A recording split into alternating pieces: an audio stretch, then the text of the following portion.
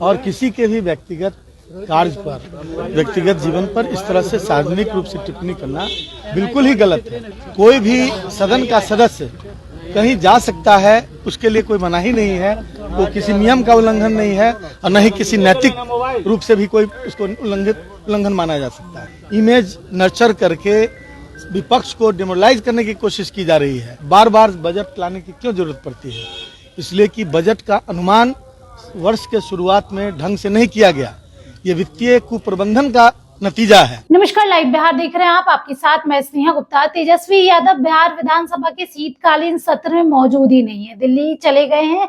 पहले तो कहा जा रहा था कि कोर्ट का मामला है, लेकिन अब पता चल रहा है कि तेजस्वी यादव ने परिवार के साथ यूरोप ट्रिप पे जा रहे हैं, घूमने फिरने जा रहे हैं, जिसको लेकर लगातार सत्ता पक्ष सवाल कर रही है। ऐसे में तेजस्वी यादव के सिपाही ने, आलोक मेहता ने सीधे तौर पे कहा, किसी के निजी जीवन पे ऐसे कमेंट करना बिल्कुल भी सही बात नहीं है।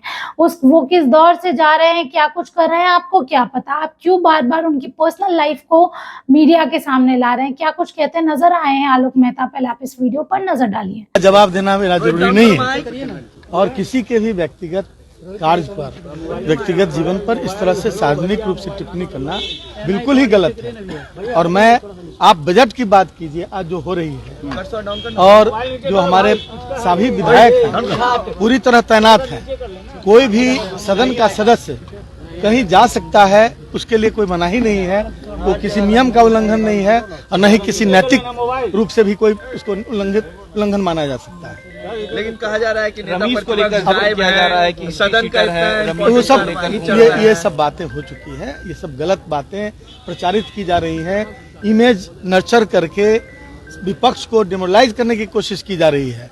जो मुद्दे हैं उस पर सरकार आ नहीं रही है। बजट पर आप लोग का जो क्या रहेगा? मुद्दे, बजट जो है वो सेकंड सप्लीमेंट्री बजट है और वह खेदजनक है कि सेकंड सप्लीमेंट्री बजट, बार बार बजट लाने की क्यों जरूरत पड़ती है? इसलिए कि बजट का अनुमान वर्ष के शुरुआत में ढंग से नहीं किया गया। ये वित्तीय कुप्रबंधन का नतीजा है।